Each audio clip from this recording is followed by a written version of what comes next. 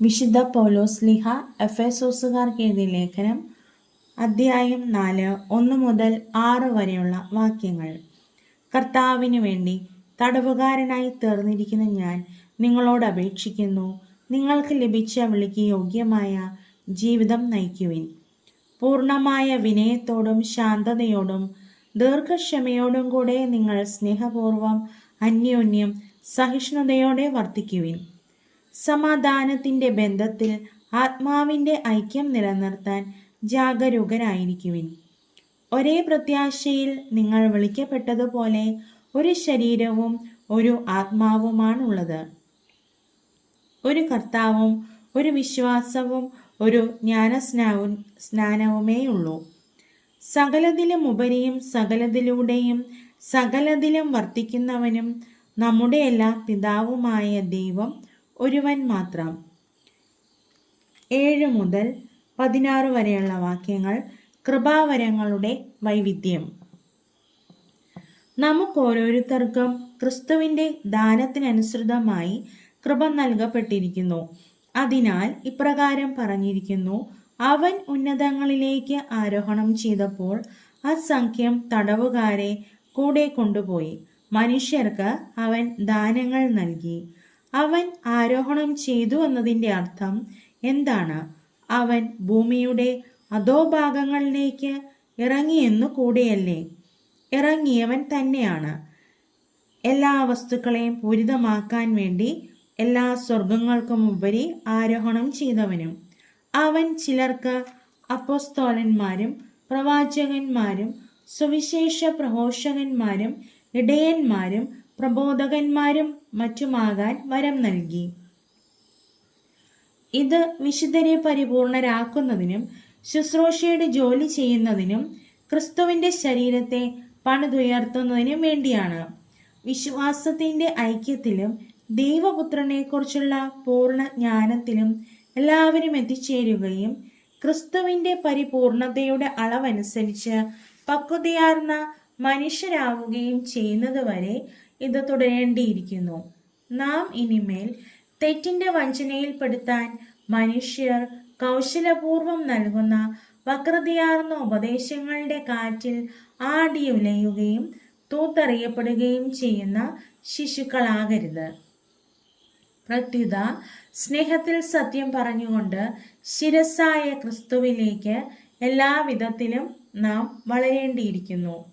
അവൻ വഴി ശരീരം മുഴുവൻ ഓരോ സന്ധിബന്ധവും അതതിൻ്റെ ജോലി നിർവഹിക്കത്തക്ക വിധം സമന്വയിക്കപ്പെട്ട് വളരുകയും സ്നേഹത്തിൽ രൂപപ്പെടുകയും ചെയ്യുന്നു. 17 മുതൽ 24 വരെയുള്ള വാക്യങ്ങൾ. ക്രിസ്തുവിൽ നവജീവിതം. കർത്താവിൽ ഞാൻ നിങ്ങളോട് ഉറപ്പിച്ചു പറയുകയും സാക്ഷ്യപ്പെടുത്തുകയും ചെയ്യുന്നു, നിങ്ങൾ ഇനി ഒരിക്കലും വ്യർത്ഥ ചിന്തയിൽ കഴിയുന്ന വിജാതീയരെ പോലെ ജീവിക്കരുത്. ഹൃദയകാഠിന്യം നിമിത്തം അജ്ഞത ബാധിച്ച അവർ ബുദ്ധിയിൽ അന്ധകാരം നിറഞ്ഞ് ദൈവത്തിന്റെ ജീവനിൽ നിന്ന് അകറ്റപ്പെട്ടിരിക്കുന്നു. അവർ മനസ്സ് മരവിച്ച് ഭോഗാസക്തിക്ക് തങ്ങളെ തന്നെ സമർപ്പിച്ചു. എല്ലാത്തരം അശുദ്ധികളിലും ആവേശത്തോടെ മുഴുകി. പക്ഷെ ഇതല്ല നിങ്ങൾ ക്രിസ്തുവിൽ നിന്ന് പഠിച്ചത്. നിങ്ങൾ യേശുവിനെ കുറിച്ച് കേൾക്കുകയും സത്യം തന്നിലായിരിക്കുന്നത് പോലെ തന്നെ അവൻ നിങ്ങളെ പഠിപ്പിക്കുകയും ചെയ്തിട്ടുണ്ടല്ലോ. നിങ്ങളുടെ പഴയ ജീവിത രീതിയിൽ നിന്ന് രൂപം കൊണ്ട വഞ്ചന നിറഞ്ഞ ആസക്തികളാൽ കലുഷിതനായ പഴയ മനുഷ്യനെ ദൂരെ എറിയുവിൻ. നിങ്ങൾ മനസ്സിന്റെ ചൈതന്യത്തിൽ നവീകരിക്കപ്പെടട്ടെ. യഥാർത്ഥമായ വിശുദ്ധിയിലും നീതിയിലും ദൈവത്തിന്റെ സാദൃശ്യത്തിൽ സൃഷ്ടിക്കപ്പെട്ട പുതിയ മനുഷ്യനെ നിങ്ങൾ ധരിക്കുവിൻ. 25 മുതൽ 32 വരെയുള്ള വാക്യങ്ങൾ. വർജിക്കേണ്ട തിന്മകൾ. അതിനാൽ വ്യാജം വെടിഞ്ഞ് എല്ലാവരും തങ്ങളുടെ അയൽക്കാരോട് സത്യം സംസാരിക്കണം. കാരണം നാം ഒരേ ശരീരത്തിന്റെ അവയവങ്ങളാണ്. കോപിക്കാം, എന്നാൽ പാപം ചെയ്യരുത്. നിങ്ങളുടെ കോപം സൂര്യൻ അസ്തമിക്കുന്നത് വരെ നീണ്ടുപോകാതിരിക്കട്ടെ. സാത്താന് നിങ്ങൾ അവസരം കൊടുക്കരുത്. മോഷ്ടാവ് ഇനിമേൽ മോഷ്ടിക്കരുത്, അവൻ ഇല്ലാത്തവരുമായി പങ്കുവയ്ക്കാൻ എന്തെങ്കിലും സമ്പാദിക്കുന്നതിന് വേണ്ടി സ്വന്തം കൈകൾ കൊണ്ട് മാന്യമായ ജോലി ചെയ്യട്ടെ. നിങ്ങളുടെ അധരങ്ങളിൽ നിന്ന് തിന്മയുടെ വാക്കുകൾ പുറപ്പെടാതിരിക്കട്ടെ. കേൾവിക്കാർക്ക് ആത്മീയ ചൈതന്യം പ്രദാനം ചെയ്യുന്നതിനായി അവരുടെ ഉന്നതിക്കുതകും വിധം നല്ല കാര്യങ്ങൾ സന്ദർഭമനുസരിച്ച് സംസാരിക്കുവിൻ. രക്ഷയുടെ ദിനത്തിനു വേണ്ടി നിങ്ങളെ മുദ്രിതരാക്കിയ ദൈവത്തിന്റെ പരിശുദ്ധാത്മാവിനെ വേദനിപ്പിക്കരുത്. സകല വിദ്വേഷവും ക്ഷോഭവും ക്രോധവും അട്ടഹാസവും ദൂഷണവും എല്ലാ തിന്മകളോടും കൂടെ നിങ്ങൾ ഉപേക്ഷിക്കുവിൻ. ദൈവം ക്രിസ്തു വഴി നിങ്ങളോട് ക്ഷമിച്ചതുപോലെ നിങ്ങളും പരസ്പരം ക്ഷമിച്ചും കരുണ കാണിച്ചും ഹൃദയാർദ്രതയോടെ പെരുമാറുവിൻ. അധ്യായം 5 1 മുതൽ 21 വരെയുള്ള വാക്യങ്ങൾ. ദൈവത്തെ അനുകരിക്കുക. വത്സല മക്കളെ പോലെ നിങ്ങൾ ദൈവത്തെ അനുകരിക്കുന്നവരാകുവിൻ. ക്രിസ്തു നിങ്ങളെ സ്നേഹിച്ചതുപോലെ നിങ്ങളും സ്നേഹത്തിൽ ജീവിക്കുവിൻ. അവിടുന്ന് നമുക്ക് വേണ്ടി സുരഭില കാഴ്ചയും ബലിയുമായി തന്നെ തന്നെ ദൈവത്തിന് സമർപ്പിച്ചു. നിങ്ങളുടെ ഇടയിൽ വ്യഭിചാരത്തിന്റെയും യാതൊരുവിധ അശുദ്ധിയുടെയും അത്യാഗ്രഹത്തിന്റെയും പേര് പോലും കേൾക്കരുത്. അങ്ങനെ വിശുദ്ധർക്ക് യോഗ്യമായ രീതിയിൽ വർത്തിക്കുവിൻ. മ്ലേച്ഛതയും വ്യർത്ഥഭാഷണവും ചാബല്യവും നമുക്ക് യോജിച്ചതല്ല. പകരം കൃതജ്ഞതാസ്തോത്രമാണ് ഉചിതം. വ്യഭിചാരിക്കും അശുദ്ധനും അത്യാഗ്രഹിക്കും വിഗ്രഹാരാധകനും ദൈവത്തിന്റെയും ക്രിസ്തുവിന്റെയും രാജ്യത്തിൽ അവകാശമില്ലെന്ന് നിങ്ങൾ അറിഞ്ഞുകൊള്ളുവിൻ. ആരും അർത്ഥശൂന്യമായ വാക്കുകൾ കൊണ്ട് നിങ്ങളെ വഞ്ചിക്കാതിരിക്കട്ടെ. ഇവ മൂലം അനുസരണമില്ലാത്ത മക്കളുടെ മേൽ ദൈവത്തിന്റെ ക്രോധം നിബദിക്കുന്നു. അതിനാൽ അവരുമായി സമ്പർക്കമരുത്. ഒരിക്കൽ നിങ്ങൾ അന്ധകാരമായിരുന്നു, ഇന്നു നിങ്ങൾ കർത്താവിൽ പ്രകാശമായിരിക്കുന്നു. പ്രകാശത്തിന്റെ മക്കളെ പോലെ വർത്തിക്കുവിൻ.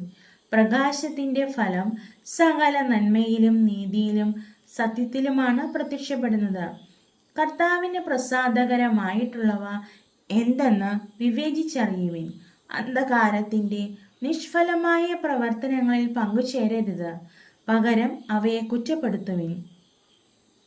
അവർ രഹസ്യമായി ചെയ്യുന്ന പ്രവർത്തികളെക്കുറിച്ച് സംസാരിക്കുന്നത് പോലും ലജ്ജാവഹമത്രേ.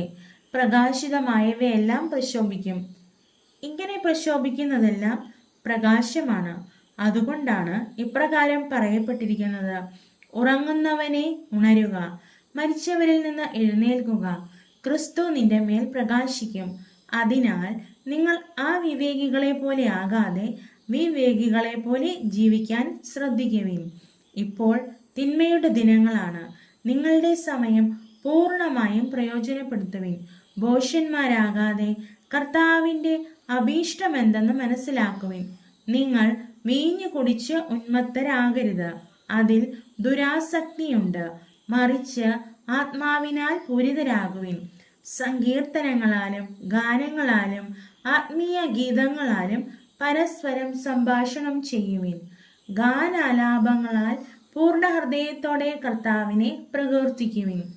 എപ്പോഴും എല്ലാറ്റിനും വേണ്ടി നമ്മുടെ കർത്താവായ യേശുക്രിസ്തുവിന്റെ നാമത്തിൽ പിതാവായ ദൈവത്തിന് കൃതജ്ഞതയർപ്പിക്കുവിൻ. ക്രിസ്തുവിനോടുള്ള ബഹുമാനത്തെ പ്രതി നിങ്ങൾ പരസ്പരം വിധേയരായിരിക്കുവിൻ. 22 മുതൽ 33 വരെയുള്ള വാക്യങ്ങൾ. ഭാര്യാഭർത്താക്കന്മാർ. ഭാര്യമാരെ, നിങ്ങൾ കർത്താവിനെന്ന പോലെ ഭർത്താക്കന്മാർക്ക് വിധേയരായിരിക്കുവിൻ. എന്തെന്നാൽ ക്രിസ്തു തന്റെ ശരീരമായ സഭയുടെ ശിരസ്സായിരിക്കുന്നത് പോലെ ഭർത്താവ് ഭാര്യയുടെ ശിരസ്സാണ്. ക്രിസ്തു തന്നെയാണ് ശരീരത്തിന്റെ രക്ഷകനും. സഭ ക്രിസ്തുവിന് വിധേയ ആയിരിക്കുന്നത് പോലെ ഭാര്യമാർ എല്ലാ കാര്യങ്ങളിലും ഭർത്താക്കന്മാർക്ക് വിധേയരായിരിക്കണം. ഭർത്താക്കന്മാരെ, ക്രിസ്തു സഭയെ സ്നേഹിക്കുകയും അവളെ വിശദീകരിക്കാൻ വേണ്ടി തന്നെ തന്നെ സമർപ്പിക്കുകയും ചെയ്തതുപോലെ നിങ്ങൾ ഭാര്യമാരെ സ്നേഹിക്കണം. അവൻ സഭയെ വിശദീകരിക്കുന്നതിന് ജലം കൊണ്ട് കഴുകി വചനത്താൽ വെണ്മയുള്ളതാക്കി. ഇത് അവളെ കറയോ ചുളിവോ മറ്റു കുറവുകളോ ഇല്ലാത്ത മഹത്വപൂർണയായി തനിക്ക് തന്നെ പ്രതിഷ്ഠിക്കുന്നതിനും അവൾ കളങ്കരഹിതയും പരിശുദ്ധയും ആയിരിക്കുന്നതിനും വേണ്ടിയാണ്. അതുപോലെ തന്നെ ഭർത്താക്കന്മാർ ഭാര്യമാരെ സ്വന്തം ശരീരത്തെ എന്ന പോലെ സ്നേഹിക്കണം. ഭാര്യയെ സ്നേഹിക്കുന്നവൻ തന്നെ തന്നെയാണു സ്നേഹിക്കുന്നത്. ആരും ഒരിക്കലും സ്വന്തം ശരീരത്തെ വെറുക്കുന്നില്ലല്ലോ. ക്രിസ്തു സഭയെ എന്ന പോലെ അവൻ അതിനെ പരിപോഷിപ്പിക്കുകയും പരിപാലിക്കുകയും ചെയ്യുന്നു. എന്തെന്നാൽ നാം അവന്റെ ശരീരത്തിന്റെ അവയവങ്ങളാണ്. ഇക്കാരണത്താൽ പുരുഷൻ പിതാവിനെയും മാതാവിനെയും വിട്ട് ഭാര്യയോട് ചേരും, അവർ രണ്ടുപേരും ഒന്നാവുകയും ചെയ്യും. ഇത് ഒരു വലിയ രഹസ്യമാണ്. സഭയോടും ക്രിസ്തുവിനോടും ബന്ധപ്പെടുത്തി ആണ് ഞാനിത് പറയുന്നത്. ചുരുക്കത്തിൽ നിങ്ങളിൽ ഓരോ വ്യക്തിയും തന്നെ പോലെ തന്നെ ഭാര്യയെ സ്നേഹിക്കണം. ഭാര്യയാകട്ടെ ഭർത്താവിനെ ബഹുമാനിക്കുകയും വേണം. അധ്യായം 6 1 മുതൽ 4 വരെയുള്ള വാക്യങ്ങൾ. മക്കളും മാതാപിതാക്കന്മാരും. കുട്ടികളെ, കർത്താവിൽ നിങ്ങൾ മാതാപിതാക്കന്മാരെ അനുസരിക്കുവിൻ. അതു ന്യായയുക്തമാണ്. നിങ്ങൾക്ക് നന്മ കൈവരുന്നതിനും ഭൂമിയിൽ ദീർഘകാലം ജീവിക്കുന്നതിനും വേണ്ടി മാതാവിനെയും പിതാവിനെയും ബഹുമാനിക്കുക. വാഗ്ദാനത്തോടു കൂടിയ ആദ്യത്തെ കൽപ്പന ഇതത്രേ. പിതാക്കന്മാരെ, നിങ്ങൾ കുട്ടികളിൽ കോപമുളവാക്കരുത്.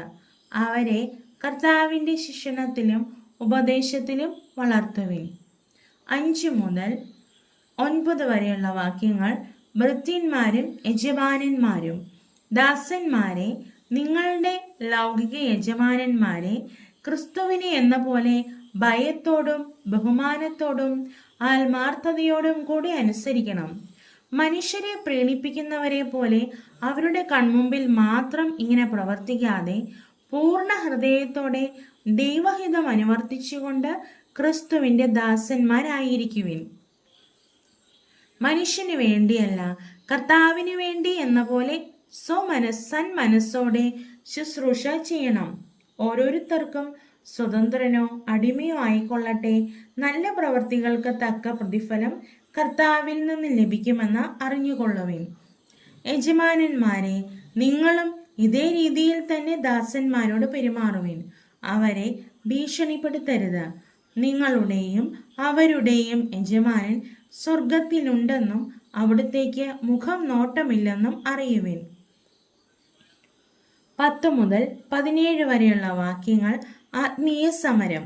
അവസാനമായി കർത്താവിലും അവിടുത്തെ ശക്തിയുടെ പ്രാഭവത്തിലും കരുത്തുള്ളവരാക്കുവിൻ. സാത്താന്റെ കുടിലതന്ത്രങ്ങളെ എതിർത്ത് നിൽക്കാൻ ദൈവത്തിന്റെ എല്ലാ ആയുധങ്ങളും ധരിക്കുവിൻ. എന്തെന്നാൽ നമ്മൾ മാംസത്തിനും രക്തത്തിനും എതിരായിട്ടല്ല, പ്രഭുത്വങ്ങൾക്കും ആധിപത്യങ്ങൾക്കും ഈ അന്ധകാര ലോകത്തിന്റെ അധിപന്മാർക്കും സ്വർഗീയടങ്ങളിൽ വർത്തിക്കുന്ന തിന്മയുടെ ദുരാത്മാക്കൾക്കും എതിരായിട്ടാണ് പടവെട്ടുന്നത്. അതിനാൽ ദൈവത്തിന്റെ എല്ലാ ആയുധങ്ങളും ധരിക്കുവിൻ. തിന്മയുടെ ദിനത്തിൽ ചെറുത്തു നിൽക്കാനും എല്ലാ കർത്തവ്യങ്ങളും നിറവേറ്റിക്കൊണ്ട് പിടിച്ചു നിൽക്കാനും അങ്ങനെ നിങ്ങൾക്ക് സാധിക്കും. അതിനാൽ സത്യം കൊണ്ട് അരമുറുക്കി നീതിയുടെ കവചം ധരിച്ച് നിങ്ങൾ ഉറച്ചു നിൽക്കുവിൻ. സമാധാനത്തിന്റെ സുവിശേഷത്തിനുള്ള ഒരുക്കമാകുന്ന പാദരക്ഷകൾ ധരിക്കുവിൻ. സർവോപരി ദുഷ്ടന്റെ ജ്വലിക്കുന്ന കൂരമ്പുകളെ കെടുത്തുന്നതിന് നിങ്ങളെ ശക്തരാക്കുന്ന വിശ്വാസത്തിന്റെ പരിചയെടുക്കുവിൻ. രക്ഷയുടെ പടത്തൊപ്പി അണിയുകയും ദൈവവചനമാകുന്ന ആത്മാവിന്റെ വാൾ എടുക്കുകയും ചെയ്യുവിൻ. 18 മുതൽ 20 വരെയുള്ള വാക്യങ്ങൾ. നിരന്തരം പ്രാർത്ഥിക്കുവിൻ. നിങ്ങൾ അപേക്ഷകളോടും യാചനകളോടും കൂടെ എല്ലാ സമയവും ആത്മാവിൽ പ്രാർത്ഥനാനിരതരായിരിക്കുവിൻ. അവിശ്രാന്തം ഉണർന്നിരുന്ന എല്ലാ വിശുദ്ധർക്കും വേണ്ടി പ്രാർത്ഥിക്കുവിൻ. ഞാൻ വായ തുറക്കുമ്പോൾ എനിക്ക് വചനം ലഭിക്കാനും സുവിശേഷത്തിന്റെ രഹസ്യം ധൈര്യപൂർവ്വം പ്രഘോഷിക്കുവാനും നിങ്ങൾ എനിക്ക് വേണ്ടി പ്രാർത്ഥിക്കുവിൻ. സുവിശേഷ രഹസ്യത്തിന്റെ ബന്ധനസ്ഥനായ സ്ഥാനപതിയാണല്ലോ ഞാൻ. എൻ്റെ കടമയ്ക്കൊത്ത വിധം ധീരതയോടെ പ്രസംഗിക്കാൻ വേണ്ടി നിങ്ങൾ പ്രാർത്ഥിക്കണം. 21 മുതൽ 24 വരെയുള്ള വാക്യങ്ങൾ ഉപസംഹാരം, ആശംസ. ഞാൻ എങ്ങനെ ഇരിക്കുന്നെന്നും എന്തു ചെയ്യുന്നെന്നും അറിയാൻ നിങ്ങൾക്ക് ആഗ്രഹമുണ്ടായിരിക്കുമല്ലോ. നമ്മുടെ പ്രിയ സഹോദരനും കർത്താവിൻ്റെ വിശ്വസ്ത ശുശ്രൂഷകനുമായ തിക്കിക്കോസ് നിങ്ങളോട് എല്ലാം പറയുന്നതാണ്.